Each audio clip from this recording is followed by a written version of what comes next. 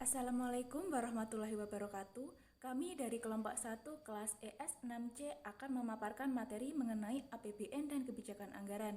Ini merupakan tugas dari mata kuliah Analisis Keuangan Negara yang diampu oleh Ibu Yulia Maris Hirdianti, SEME.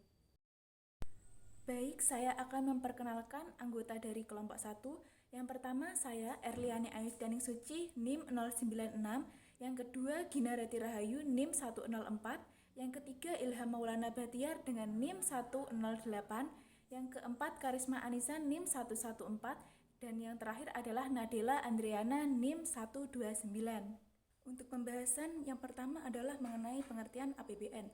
Anggaran pendapatan dan belanja negara yang biasa disingkat dengan APBN merupakan suatu instrumen kebijakan fiskal yang digunakan oleh pemerintah untuk menjalankan fungsinya dalam mengatur dan mengarahkan perekonomian serta untuk menjalankan roda pemerintahan dengan cara mengatur pengeluaran dan pendapatan negara.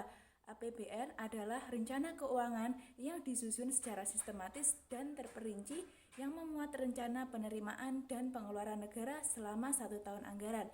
APBN ini disusun secara tahunan karena APBN ditetapkan setiap tahun oleh undang-undang dengan masa berlaku 1 tahun, yaitu dimulai dari tanggal 1 Januari sampai dengan 1 Desember.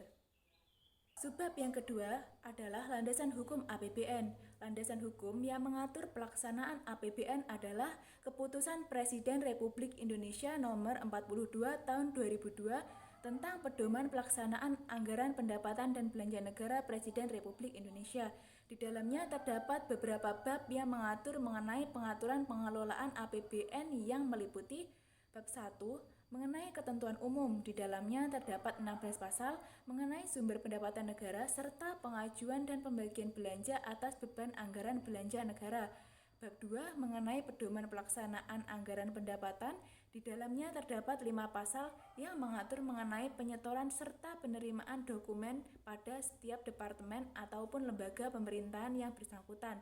Bab 3 mengenai pedoman pelaksanaan pengeluaran rutin. Di dalamnya terdapat 14 pasal yang mengatur mengenai kegiatan rutinitas pelaksanaan dan peluncuran biaya kegiatan setiap lembaga yang bertanggung jawab untuk mengelola anggaran. Bab 4 mengenai pedoman pelaksanaan pengeluaran pembangunan. Di dalamnya terdapat 12 pasal yang mengatur mengenai pengaturan pada pengeluaran dana pembangunan. Subbab yang ketiga yaitu fungsi dan kedudukan APBN. Dalam pasal 3 ayat 4 Undang-Undang Nomor 17 Tahun 2003 tentang Keuangan Negara, APBN memiliki sejumlah fungsi yaitu fungsi otorisasi, fungsi perencanaan, fungsi pengawasan, fungsi alokasi, fungsi distribusi, dan fungsi stabilisasi. Kedudukan APBN dalam pembangunan negara adalah sebagai berikut. Yang pertama, rencana pembangunan yang diatur sedemikian rupa menurut kemampuan anggaran yang tersedia serta untuk jangka waktu tertentu. Yang kedua, penyusunan program yang konkret dalam mencapai tujuan pembangunan, terutama untuk menyejahterakan rakyat dengan adil dan merata. Yang ketiga, penetapan anggaran untuk pelaksanaan program sebagai bentuk usaha mengendalikan, mengawasi, dan mengevaluasi seluruh pelaksanaan program pembangunan berikut anggaran yang dipergunakan. Penggolongan APBN. APBN umumnya digolongkan dalam 4 penggolongan, yaitu sebagai berikut. Yang pertama adalah penggolongan secara fungsional menurut tugasnya. Contohnya sektor pertanian, sektor industri, sektor perhubungan dan pariwisata, serta sektor agama dan lain-lainnya. Yang kedua, penggolongan secara organik menurut kelompok organisasi, departemen, atau lembaga. Yang pertama Departemen Keuangan, kemudian Departemen Perdagangan, dan seterusnya. Yang ketiga, penggolongan menurut objek dan jenisnya berkaitan dengan jenis penerimaan pajak dan bukan pajak atau pengeluaran negara, belanja pegawai, dan belanja barang. Yang keempat, penggolongan secara ekonomis menurut sifatnya, seperti pembagian APBN dalam anggaran rutin dan anggaran pembangunan. Kemudian tujuan penyusunan APBN. Tujuan penyusunan APBN adalah sebagai pedoman pengeluaran dan penerimaan negara agar terjadi keseimbangan yang dinamis dalam rangka melaksanakan kegiatan-kegiatan kenegaraan demi tercapainya peningkatan produksi, peningkatan kesempatan kerja, pertumbuhan ekonomi yang cukup tinggi, serta pada akhirnya ditunjukkan untuk tercapainya masyarakat adil dan makmur material maupun spiritual berdasarkan Pancasila dan UUD 1945. Kemudian, dasar dan teknik penyusunan APBN. Penyusunan APBN didasarkan pada perkembangan perekonomian internasional dan perekonomian dalam negeri yang dipadukan dengan rencana nasional yang dikehendaki masyarakat. Teknik penyusunan anggaran pendapatan belanja negara APBN terdiri atas 3 cara berikut. Yang pertama, dari atas ke bawah top down, dari bawah ke atas bottom up, dan yang ketiga adalah campuran. Gambaran siklus APBN meliputi penyusunan, penetapan, pelaksanaan, pengawasan, dan pertanggungjawaban. Rincian siklus APBN. Pertama, penetapan dan penyusunan APBN. Pemerintah mengajukan rancangan APBN dalam bentuk RUU tentang APBN kepada DPR. Setelah melalui pembahasan, DPR menetapkan undang-undang tentang APBN selambat-lambatnya 2 bulan sebelum tahun anggaran dilaksanakan. Kedua, penetapan APBN. Setelah penyusunan, tahap berikutnya dalam siklus APBN adalah penetapan APBN. Penetapan tersebut dilakukan setelah rampungnya seluruh pembahasan antara pemerintah dan DPR dengan mempertimbangkan masukan dari DPD. Ketiga, pelaksanaan anggaran. Setelah APBN ditetapkan dengan undang-undang, pelaksanaan APBN dituangkan lebih lanjut dengan peraturan presiden. Keempat, pengawasan pelaksanaan APBN. Setelah dilaksanakan, siklus APBN memasuki tahapan pengawasan. Pengawasan APBN dilakukan oleh Badan Pemeriksa Keuangan atau BPK. Kelima, pertanggungjawaban APBN. Presiden menyampaikan rancangan undang-undang tentang pertanggungjawaban pelaksanaan APBN berupa laporan keuangan yang disusun atas dasar realisasi yang sudah diaudit oleh BPK.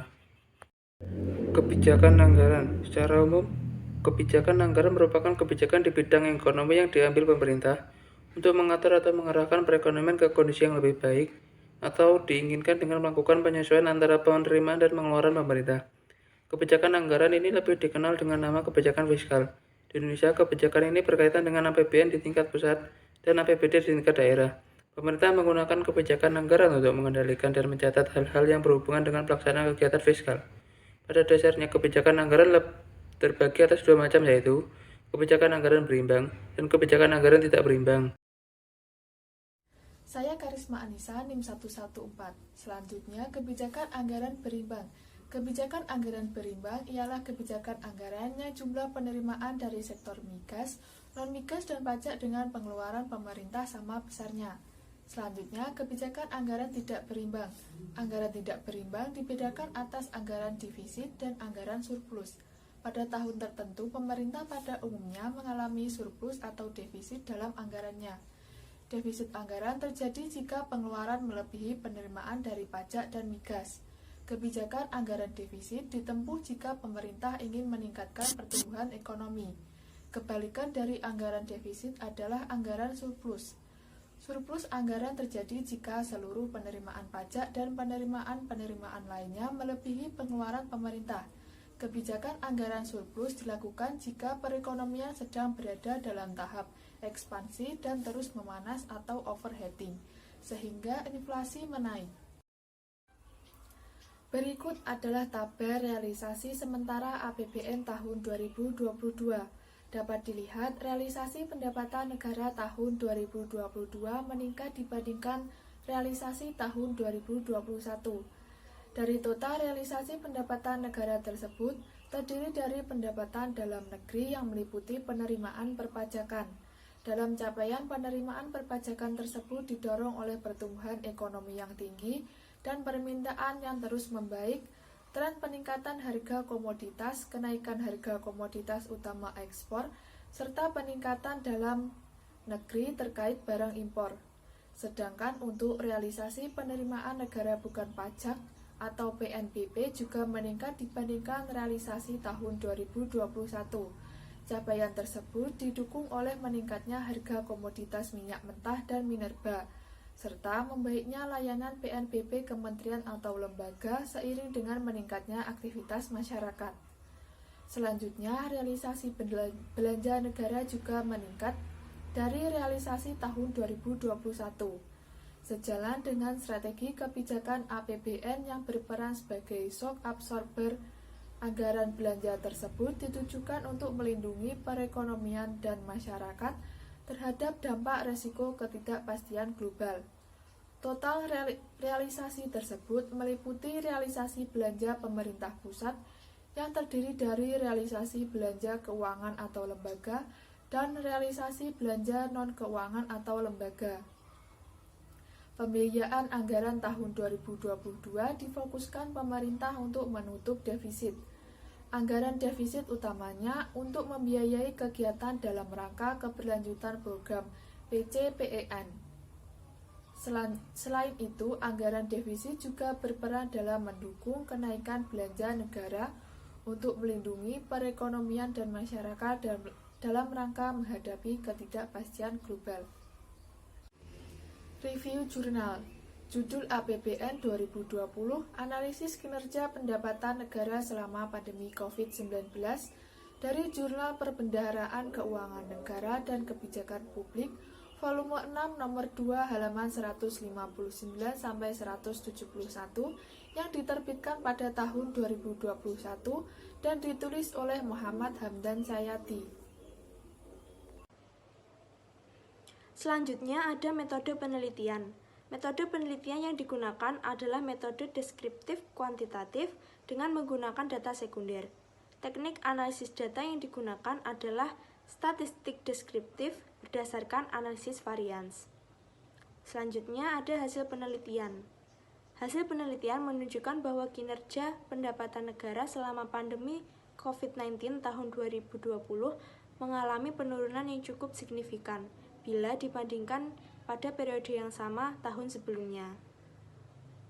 Realisasi pendapatan negara tahun 2020 tumbuh negatif sebesar 16,53% atau terjadi penurunan realisasi sebesar 323,61 triliun bila dibandingkan pada periode yang sama tahun sebelumnya.